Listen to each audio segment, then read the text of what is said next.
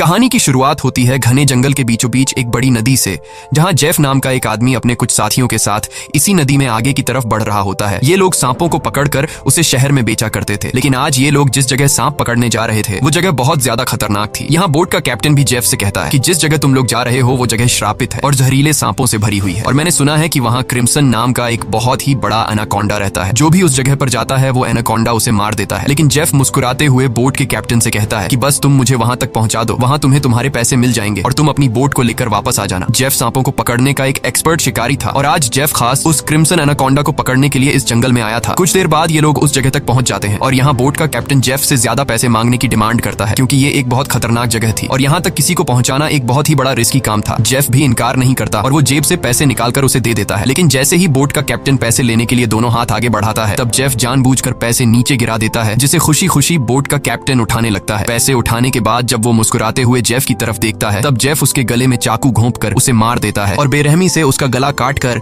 नदी के पानी में उसका सिर फेंक देता है। ये सब कुछ नदी के किनारे खड़े जेफ के साथी भी देख रहे थे। जेफ को ऐसा करते देखकर वो दोनों बहुत ज्यादा डर जाते हैं। इसके बाद जेफ अपने दो साथियों के पास आता है और उनसे कहता है कि अगर तुम दोनों ने भी मुझे धोखा देने की कोशिश की तो तुम्हारा भी यही हाल होगा। इसके बाद ये तीनों जंगल में आगे बढ़ते हुए एक जगह पर पहुंचते हैं, जहां उन्हें सांपों की एक बड़ी मूर्ति दिखाई देती है और ये देखते हुए जेफ कहता है तो आखिर क्रिम्सन एनाकोंडा की कहानी सच थी। दूसरी तरफ जेफ के साथियों को बहुत सारे सांप मिल जाते हैं, जिन्हें देखकर वो भी बहुत ज्यादा खुश हो जाते हैं। इसके बाद ये दोनों जल्दी से सभी सांपों को पकड़कर बैग में बंद करने लगते हैं, जबकि जेफ इन छोटे सांपों पर ध्यान नहीं देता और वो इस जंगल के सबसे बड़े सांप, जिसका नाम क्रिम्सन एनाकोंडा है, उसे ढूंढने लगता है। अब इन दो साथियों ने जो सांप कपड़ों के बैग में भर दिए थे, उन सांपों को अकेले एक साथी बोट तक लेकर आता है। वो देखता है कि जेफ ने जिस आदमी का गला काटकर पानी में फेंक दिया था, उसकी सर कटी लाश कुछ दूरी पर पानी में खड़ी है। ये देखकर उसे अपनी आंखों पर यकीन नहीं आया। तभी वो लाश अचानक पानी में डूब गई और तैरते हुए एक बड़ी सी चीज तेजी से उसकी तरफ बढ़ने लगी। वो आदमी डर के मारे तेजी से जंगल की तरफ भागने लगता है, लेकिन तभी बिजली की रफ्तार से एक बहुत ही बड़ा एनाकोंडा उसे जकड़ लेता है। वो एनाकोंडा उस आदमी की बॉडी पर लिपटकर उसकी हड्डियां तोड़ देता है और अपना बड़ा सा मुंह खोलकर उसे खाने लगता है। दूसरी तरफ हम उस आदमी के दूसरे साथी को देखते हैं, जो सांपों से भरे एक बैग को लेकर जंगल में आगे की तरफ बढ़ रहा होता है। तभी वो अचानक एक जगह पर रुककर कुछ ऐसा देख लेता है जिससे वो बहुत ज्यादा डर जाता है। असल में उसने उसी बड़े एनाकोंडा की बॉडी को रेंगते हुए देख लिया था। जैसे ही वो एनाकोंडा एक पेड़ पर चढ़ रहा था, तो उसके पेट को देखकर साफ लग रहा था कि उसने किसी इंसान को जिंदा निगल लिया है। अब इससे पहले कि वो आदमी अपनी जान बचाकर भाग पाता, तभी वो एनाकोंडा उसके साथी की लाश को उगल देता है। इसके बाद वो सांप उस आदमी को भी पकड़ लेता है। वो सांप उस आदमी को जकड़कर जोर से दबाता है और पेड़ से लिपटकर उस आदमी को भी खाने लग जाता है। ये सब कुछ ही दूर से जेफ भी देख रहा होता है और ये देखकर जेफ अपने साथी को बचाने के बजाय खुश हो रहा था, क्योंकि जेफ भी यही चाहता था कि कोई उस सांप का चारा बन जाए और जब चारे को खाते समय सांप का ध्यान भटक जाए, तब जेफ सांप को बेहोश करके मार दे। इसके बाद जेफ अपना शॉटगन निकालकर सांप को बेहोश करने ही वाला था कि तभी अचानक जंगल के सभी जानवर और बर्ड्स शोर मचाने लगे, जिनकी आवाज सुनते हुए वो एनाकोंडा अपने शिकार को ऐसे ही छोड़कर चला जाता है। आखिर कुछ तो ऐसा था जिससे जंगल के सभी जानवर डर रहे थे। अब यहाँ सीन कट होता है और हमें एक सर्कस शो दिखाया जाता है। ये सर्कस अब बंद होने के कगार पर था। कोई भी इस सर्कस को देखने का इंटरेस्ट नहीं रखता था। यहाँ सर्कस के मालिक के पास बिली यांग नाम का एक लड़का आता है, जो सर्कस के मालिक को पैसों से भरा हुआ एक सूटकेस देकर सर्कस में काम करने वाले सभी लोगों को खरीद लेता है, क्योंकि उसने थाईलैंड जाकर एक नया सर्कस खोलने का प्लान बनाया हुआ था। सर्कस के लोग बिली यांग के पास इतने सारे पैसे देखकर परेशान हो जाते हैं, क्योंकि आज से कुछ साल पहले बिली यांग बहुत गरीब हुआ करता था। वो भी इन लोगों के साथ मिलकर सर्कस में काम किया करता था, लेकिन पता नहीं कि बिली यांग अब कौन सा ऐसा काम करने लगा जिससे वो रातों रात इतना अमीर हो गए। अगली सुबह बिली यांग बोट के जरिए सभी लोगों को थाईलैंड ले जाने का प्लान बनाता है। अब क्योंकि बिली यांग ने इन सभी लोगों को खरीद लिया था, इसलिए ये सभी उसकी बात मानकर बोट में बैठ जाते हैं और बोट का कैप्टन बोट को चलाने लगता है। रास्ते में बिली यांग बाथरूम में छिपकर किसी को कॉल करता है और कॉल पर वो सामने वाले से कहता है कि डिलीवरी तैयार है, जल्द ही मैं इन लोगों को लेकर तुम्हारे पास पहुंच जाऊंगा। बिली यांग की इन बातों से हमें पता चलता है कि वह बोट पर मौजूद लोगों के साथ कुछ गलत करने वाला है। कुछ दूर आगे जाने के बाद ये लोग देखते हैं कि आगे का रास्ता बंद है, जहां लकड़ी और कई सारे कंटेनर्स रखकर किसी ने रास्ता रोक दिया था। तब बोट का कैप्टन कहता है कि हम दूसरे रास्ते से जा सकते हैं, लेकिन उस रास्ते से जाते हुए हमें थाईलैंड पहुंचने में बहुत टाइम लगेगा। इसलिए बिली यांग को कैप्टन का आइडिया पसंद नहीं आता। वो कैप्टन को धमकी देता है कि जो भी हो हमें वक्त पर थाईलैंड पहुंचना है, क्योंकि वहां हमारा शो है जिसके पैसे मैं एडवांस ले चुका हूं। अगर हमने शो नहीं किया तो हम बर्बाद हो जाएंगे। कैप्टन कहता है कि अगर तुम लोग लंबे रास्ते से नहीं जाना चाहते तो फिर हमारे पास यही एक रास्ता है। वह कहता है कि हम इन सारी चीजों को बॉम्ब से उड़ा देंगे और अपना रास्ता बनाकर यहाँ से निकल जाएंगे। बिली यांग को कैप्टन की बात ठीक लगती है और वो इसके लिए तैयार हो जाता है, लेकिन उन्हें पता नहीं था कि ये लोग कितनी बड़ी गलती करने जा रहे हैं। इसके बाद ये लोग कंटेनर्स के पास बॉम्ब रखते हैं और फिर उन्हें रिमोट से उड़ा देते हैं। ऐसा करने से उनका रास्ता तो साफ हो गया, लेकिन धमाके की वजह से ढेर सारे सांप उनके बोट पर ऊपर गिर जाते हैं क्योंकि उन सभी कंटेनर्स में सांप भरे थे। डर के मारे ये लोग यहाँ वहाँ भागने लगते हैं। अब पूरी बोट सांपों से भर चुकी थी और ये सांप बोट पर मौजूद लोगों को डसने लगते हैं। यहाँ लेनी नाम की एक लड़की समझदारी से काम लेते हुए पाइप के जरिए प्रेशर से पानी खोल देती है और अपने आसपास जितने भी सांप होते हैं सबको बोट से नीचे पानी में गिरा देती है। बिली यांग डर के मारे बोट के बाथरूम में छिप जाता है, लेकिन तभी अचानक बाथरूम की छत टूट जाती है और बहुत सारे सांप बिली यांग के ऊपर गिर जाते हैं। उनसे बचने के लिए वह नदी में कूद जाता है और तैरते हुए किनारे तक पहुंचता है, लेकिन वहां पर भी एक किंग कोबरा उसके सामने आ जाता है। अब इससे पहले कि वो किंग कोबरा बिली को काट पाता, तभी कोई आदमी सांप पर पैर रखकर उसे कुचल देता है और बिली यांग की जान बचा लेता है। यह इंसान कोई और नहीं बल्कि जेफ था। अब जेफ ने बिली की जान बचाई थी, इसलिए बिली उसे अपने बोट पर ले आता है। जेफ यहाँ सभी से झूठ कहता है कि मैं एक वाइल्ड एक्सप्लोरर हूँ और एक एक्सीडेंट की वजह से यहाँ जंगल में फंस गया हूँ। तभी सर्कस के एक आदमी जिसका नाम जियाओ है, उसके कान में तेज दर्द होने लगता है। दर्द इतना ज्यादा था कि वह नीचे गिर जाता है। जब जेफ उसके कान में गौर से देखता है तो उसे पता चल जाता है कि जियाओ के कान में तकलीफ क्यों हो रही है। इसके बाद जेफ अपनी उंगली पर एक कट लगाकर उसे जियाओ के कान के पास ले जाता है और तभी जियाओ के कान से एक पतला जहरीला सांप निकलकर जेफ की उंगली को काट देता है। लेकिन सांप के काटने के बावजूद जेफ को कुछ नहीं होता और वह उस पतले सांप को पानी में फेंक देता है। ये देखकर लेनी बहुत हैरान हो जाती है और सोचने लगती है कि आखिर सांप के काटने के बाद भी जेफ पर जहर का असर क्यों नहीं हुआ। लेनी भी सांपों के बारे में जानकारी रखती थी। वह जानती थी कि एक सांप के जहर से इम्यून होने के लिए इंसान को बहुत सारा सांप का जहर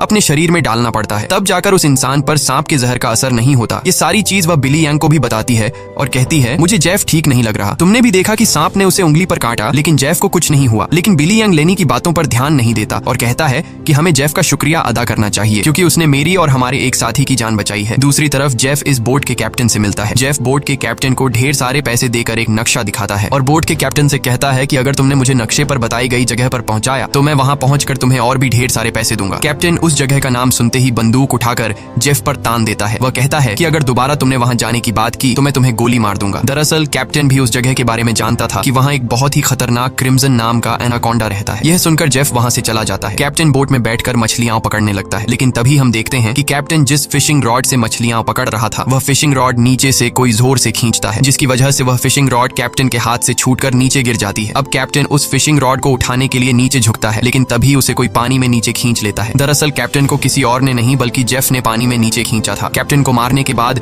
जेफ कैप्टन की बॉडी को उस जंगल में मौजूद एनाकोंडा को बुलाने के लिए चारे के तौर पर इस्तेमाल करता है। कुछ देर बाद सभी कैप्टन को ढूंढने लगते हैं, लेकिन बोट का कैप्टन उन लोगों को कहीं पर भी नहीं मिलता। लेनी को जेफ पर शक होने लगता है कि कहीं जेफ ने उसे मार तो नहीं दिया। वह जेफ से पूछती है कि कैप्टन कहाँ है, लेकिन जेफ कहता है कि मुझे कैप्टन के बारे में कुछ भी नहीं पता। वह यह भी कहता है कि यह जंगल है, यहाँ इंसानों का गायब होना आम बात है। तभी अचानक पूरे जंगल में एक अजीब सा शोर छा जाता है। जंगल के सभी परिंदे और जानवर शोर मचाकर भागने लगते हैं। तभी एकदम से उन सबको पानी में कुछ अजीब सी हलचल सुनाई देती है। एक साथी कहता है कि यह आवाज कैसी है। तब जेफ खुश होकर कहता है कि कुछ बड़ा आने वाला है। जेफ की खुशी से यह साफ जाहिर हो रहा था कि जैसे वह इस आने वाले खतरे का इंतजार कर रहा था। तभी हम देखते हैं कि नदी की गहराई में एक बहुत ही बड़ा एनाकोंडा जेफ के लगाए जाल की तरफ बढ़ रहा है। जेफ का लगाया हुआ फिशिंग रॉड जोरों से नीचे की तरफ खींचता है। अब जेफ एनाकोंडा को पकड़ने के लिए फिशिंग रॉड को पकड़ने की कोशिश करता है, लेकिन वह एनाकोंडा इतनी आसानी से जेफ के जाल में कहां फंसने वाला था। तभी वह एनाकोंडा उनके सामने आ जाता है। यह एनाकोंडा आकार में बहुत बड़ा और बेहद डरावना था, जिसे देखकर सबके गले में सांसें अटक जाती हैं। जेफ ने जो फिशिंग रॉड की रस्सी पकड़ी हुई थी, एनाकोंडा उस रस्सी को जोर से खींचता है, जिससे जेफ नीचे पानी में गिर जाता है। वह एनाकोंडा जेफ को पानी में इधर उधर पटकने लगता है, लेकिन जेफ इतनी आसानी से हार मानने वाला नहीं था। वह खुद को बचाने के लिए तैरते हुए उसी नदी में मौजूद एक छोटी बोट पर चढ़ जाता है और एनाकोंडा को पकड़ने वाले जाल की रस्सी को उसी बोट से बांध लेता है। अब वह बोट पर खड़े होकर एक नुकीले औजार से उस एनाकोंडा पर वार करता है, लेकिन उस वार से एनाकोंडा पर कुछ ज्यादा असर नहीं होता। एनाकोंडा जेफ को पकड़ लेता है। वह एनाकोंडा जेफ के साथ साथ उस बोट के ऊपर लिपटकर नीचे पानी में डुबो देता है। दूर खड़े ये लोग यह सब कुछ देख रहे थे और उन्हें लगता है कि जेफ मारा गया, लेकिन अगले ही पल जेफ तैरता हुआ पीछे से वापस बोट में आ जाता है। ये देखकर सभी लोग हैरान रह जाते हैं। अब जेफ फिर से पानी में एनाकोंडा ढूंढने लगता है, लेकिन उसे नहीं पता था कि एनाकोंडा अब पानी में नहीं बल्कि उसके पीछे बोट की छत पर है। एनाकोंडा सबके सामने अपने मुंह से कैप्टन की बॉडी को उगल देता है। ये देखकर बोट पर सभी लोग बहुत डर जाते हैं। ये लोग एनाकोंडा से खुद को बचाने के लिए इधर उधर भागने लगते हैं। वह एनाकोंडा कमरे में बंद सर्कस के 2 साथियों को मारने ही वाला था। कि तब भी पीछे से जेफ हाथ में एक नुकीला औजार लिए एनाकोंडा पर हमला कर देता है, जिससे एनाकोंडा और भी ज्यादा गुस्सा हो जाता है और अब एनाकोंडा जेफ की तरफ बढ़ने लगता है। लेकिन जेफ एनाकोंडा से खुद को बचाते हुए उससे छिप जाता है, मगर एनाकोंडा भी जेफ का पीछा नहीं छोड़ता। वह जेफ को ढूंढने के लिए बोट के अंदर घुस जाता है, जहां बोट के अंदर सर्कस के बाकी लोग भी छिपे हुए थे। लकीली एनाकोंडा बिली और डायना को देख नहीं पाता। वह उनके ऊपर से रेंगते हुए खिड़की से होकर बोट से बाहर निकल जाता है। ये सभी लोग बोट के कोने कोने में छिपे हुए थे। एनाकोंडा इन लोगों को ढूंढते हुए जब बाथरूम की तरफ जाता है तो वह एक बच्चे और जियाओ को देखता है। एनाकोंडा तुरंत उन दोनों पर हमला कर देता है, लेकिन यह दोनों खुद को बचाते हुए वहां से निकल जाते हैं। अब उनके पास लेनी भी पहुंच जाती है। जैसे ही एनाकोंडा लेनी पर हमला करता है तब जियाओ समझदारी से काम लेते हुए एनाकोंडा के सिर के आगे एक मटका लाता है, जिससे एनाकोंडा का सिर मटके के अंदर फंस जाता है। मटके से अपना सिर निकालने के लिए एनाकोंडा तड़पने लगता है और इसी हलचल में यहाँ पर केरोसिन ऑयल का गैलन गिर जाता है। एनाकोंडा अपने सिर से मटके को निकालने के लिए पूरी तरह से बेकाबू हो जाता है। वह यहाँ वहां खुद को मारता है और आखिर में वह अपने सिर को बोट से पटक कर मटके को तोड़ देता है, जिससे उसका सिर आजाद हो जाता है। लेकिन आजाद होते ही पीछे से जेफ एनाकोंडा के गले में रस्सी का फंदा डाल देता है। इससे पहले कि जेफ उस एनाकोंडा को पकड़ पाता, तभी नीचे केरोसिन ऑयल गिरने की वजह से बोट में आग लग जाती है और आग धीरे धीरे बढ़ते हुए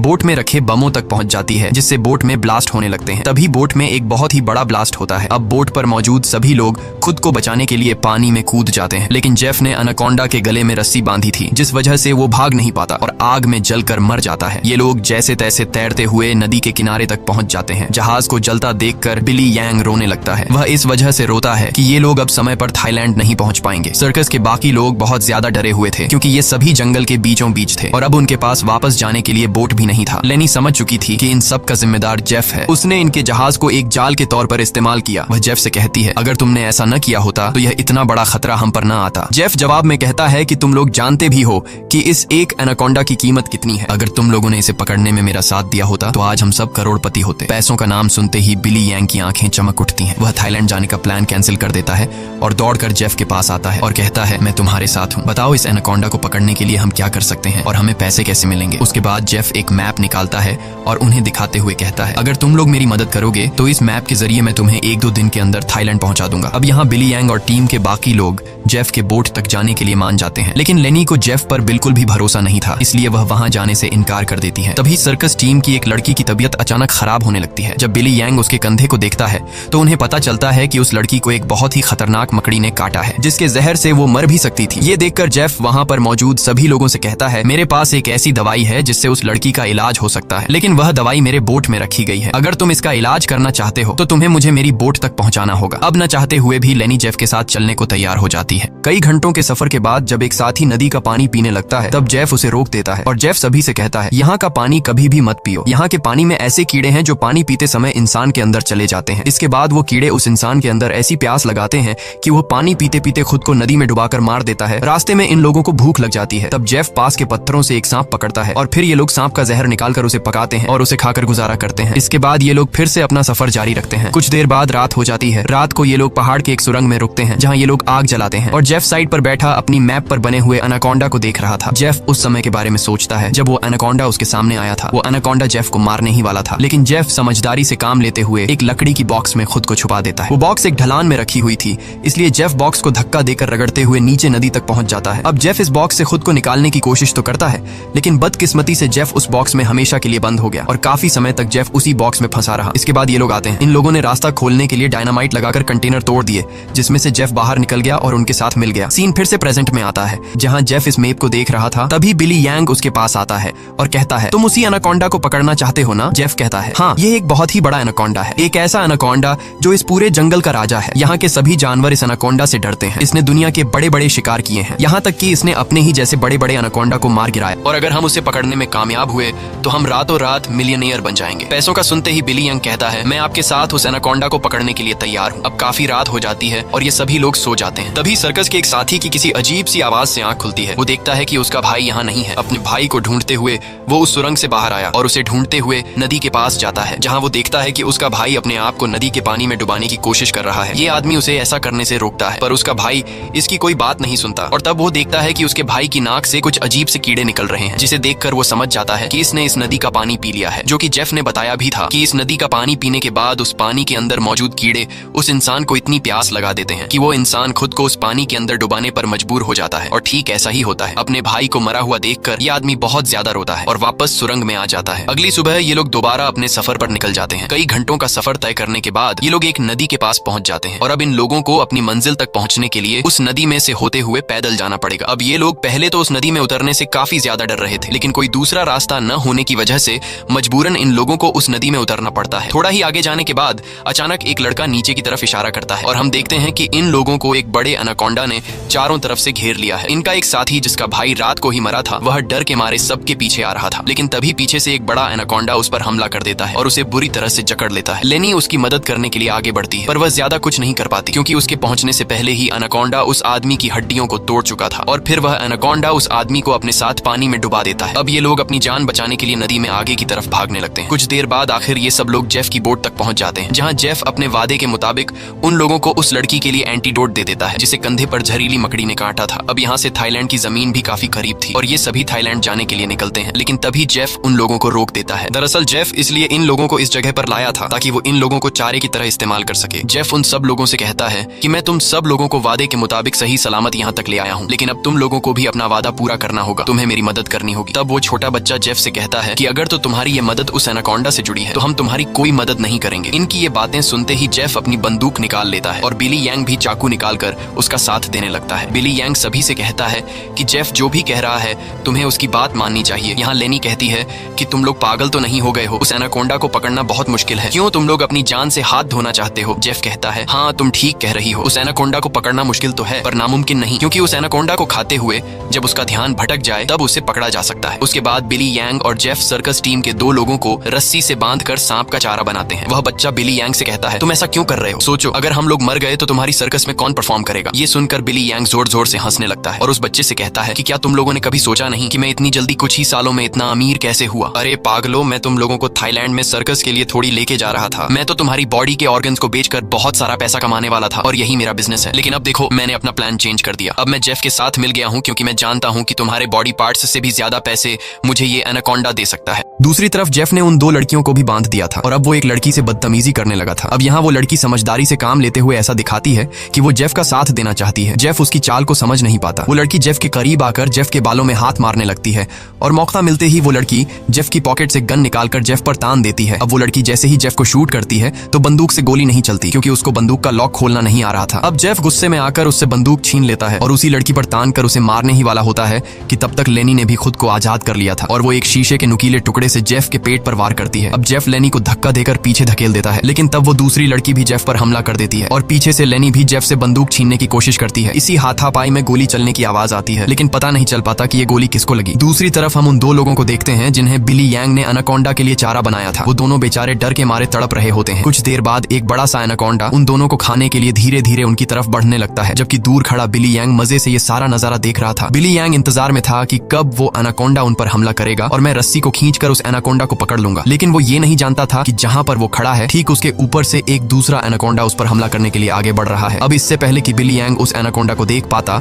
वो एनाकोंडा उसके काफी करीब पहुंच जाता है और वो एनाकोंडा बिली यांग पर हमला करके उसे अपने साथ उठाकर ले जाता है और तब बिली यांग के हाथ से रस्सी छूट जाती है, जिससे एनाकोंडा का चारा बने हुए 2 लोगों को जाल कवर कर लेता है, जिससे उनकी जान बच जाती है। दूसरी तरफ जेफ उस लड़की को मारने की कोशिश करता है, लेकिन लेनी पीछे से आकर जेफ को एक बड़ी लकड़ी से सिर पर मारकर बेहोश कर देती है। जेफ के बेहोश होते ही ये दोनों भागते हुए अपने 2 साथियों के पास पहुंच जाती हैं और उन्हें जाल से आजाद कर लेती हैं, लेकिन बदकिस्मती से जेफ को होश आ गया था और वो उनकी तरफ बढ़ने लगा, लेकिन तभी एक बड़ा सा एनाकोंडा आकर जेफ को ले जाता है। ये लोग अब जल्दी से यहाँ से निकलने की तैयारी करते हैं, लेकिन उनकी एक साथी चलने के लायक नहीं थी क्योंकि जेफ और उन लड़कियों के बीच हाथापाई के दौरान जो गोली चली थी वो गोली उस लड़की को लगी थी। कुछ देर बाद वो लड़की उनकी नजरों के सामने दम तोड़ देती है। अब बचे हुए 3 लोग अपनी जान बचाने के लिए जेफ की बोट में बैठकर नदी से होते हुए यहाँ से निकलने लगते हैं, लेकिन तभी पीछे से जियाओ को कोई चीज लगती है। जब वो कंधे से उस चीज को उतार कर देखता है तो उसे पता चलता है कि ये एक बेहोशी वाला इंजेक्शन है। कुछ ही सेकंड बाद जियाओ बेहोश हो जाता है और जियाओ को बेहोश करने वाला कोई और नहीं बल्कि जेफ ही था, यानी उस एनाकोंडा के हमले से भी वो बच गया था और उसने एनाकोंडा का सिर काटकर उसे मार दिया था। अब जेफ उन तीनों को पकड़कर एनाकोंडा के चारे के लिए बांध देता है और उनके चारों तरफ तेज धार वाली लोहे की तार बांध देता है और साथ में वहां पर खून भी छिड़क देता है, जिसके बाद वो उनके जाल की रस्सी को पकड़कर यहाँ से कुछ दूर खड़ा हो जाता है। कुछ देर बाद कई सारे एनाकोंडास खून को सूंघते हुए उन तीनों की तरफ बढ़ने लगते हैं। ये तीनों बहुत ज्यादा डरे हुए होते हैं और उनको अपनी मौत आंखों के सामने नजर आ रही होती है। ये सभी एनाकोंडास उन तीनों को मारने के लिए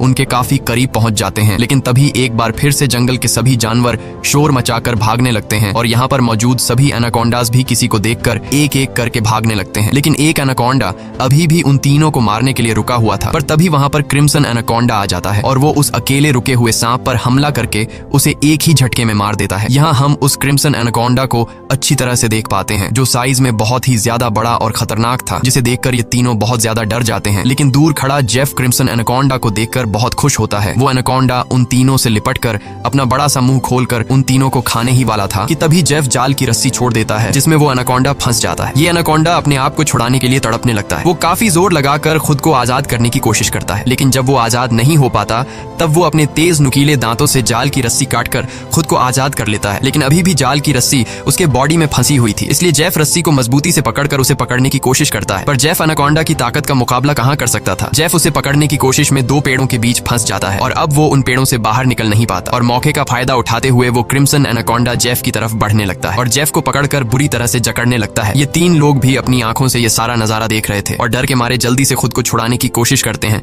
क्योंकि उन्हें पता था कि जेफ के बाद उनकी बारी है। ये लोग खुद को छुड़ाने का हर मुमकिन तरीका अपनाते हैं, लेकिन ये लोग उस जाल से निकल नहीं पाते। तभी वो छोटा लड़का अपने आप को बचाने के लिए अपने दांतों से जाल की रस्सी काटने में लग जाता है और काफी कोशिश के बाद वो रस्सी का कुछ हिस्सा काट लेता है। अब थोड़ी ही रस्सी बची थी, इसलिए वो अपने दांतों की पूरी ताकत लगाकर रस्सी को काटने लगता है, जिससे उसके दांतों से खून आने लगता है। यहाँ क्रिम्सन एनाकोंडा जेफ को बुरी तरह से जकड़ लेता है और वो जेफ को दबाकर उसकी हड्डियां तोड़ने लगता है, जिसके बाद वो क्रिम्सन एनाकोंडा जेफ को भी जिंदा निगल लेता है। दूसरी तरफ वो बच्चा अपने दांतों से रस्सी तोड़ने में कामयाब हो जाता है और वो उन दोनों को भी आजाद कर लेता है और ये लोग नदी की तरफ भागने लगते हैं। लेकिन जेफ को मारने के बाद अब वो क्रिम्सन एनाकोंडा उनके पीछे पड़ जाता है। ये दोनों एक पेड़ के पीछे छिप जाते हैं, जबकि वो बच्चा एक लकड़ी के बॉक्स के अंदर खुद को छिपा लेता है। पर एनाकोंडा उसे देख लेता है और अब वो एनाकोंडा धीरे धीरे उस बच्चे की तरफ बढ़ने लगता है। बच्चा पूरा जोर लगाकर उस कंटेनर से बाहर निकलने की कोशिश करता है, लेकिन उस कंटेनर के दूसरी तरफ का दरवाजा बंद था। वो बच्चा चिल्लाकर उन दोनों से मदद के लिए पुकारता है और वो एनाकोंडा भी अब बच्चे के काफी करीब आ चुका था। अब इससे पहले कि एनाकोंडा उस बच्चे को मार पाता, तभी बाहर से जियाओ कंटेनर का दरवाजा तोड़कर उस बच्चे को बचा लेता है। अब ये तीनों फिर से अपनी जान बचाने के लिए एनाकोंडा से भागने लगते हैं, लेकिन ये पूरा जंगल उसी एनाकोंडा का था। इस जंगल में होते हुए ये लोग उससे बचकर नहीं जा सकते थे, इसलिए ये लोग एक पेड़ के पीछे छिप जाते हैं। पर तभी कुछ दूरी पर वो एनाकोंडा उन्हें देख लेता है। उन्हें देखते ही वो एनाकोंडा तेजी से उनकी तरफ आने लगता है। ये लोग खड़े होकर अपनी मौत का इंतजार करने लगते हैं, क्योंकि ये लोग जान चुके थे कि अब उनकी जान नहीं बच पाएगी। पर जैसे ही वो एनाकोंडा अपना बड़ा मुंह खोलकर उन पर हमला करता है, तभी एक मजबूत लोहे की नुकीली तार से उसका सिर बीच से कट जाता है। ये नुकीली तार असल में जेफ ने बिछाई थी, जिससे क्रिम्सन एनाकोंडा का खात्मा हो जाता है। ये लोग यकीन नहीं करते कि उनकी जान बच गई और ये लोग काफी देर तक उसकी बॉडी को देखते रहते हैं और फाइनली ये लोग जल्दी से उस जंगल को छोड़कर यहाँ से निकल जाते हैं। इसी के साथ ये कहानी खत्म हो जाती है। अगर आपको ये वीडियो अच्छी लगी हो तो हमारे चैनल को सब्सक्राइब और वीडियो को लाइक जरूर कीजिएगा।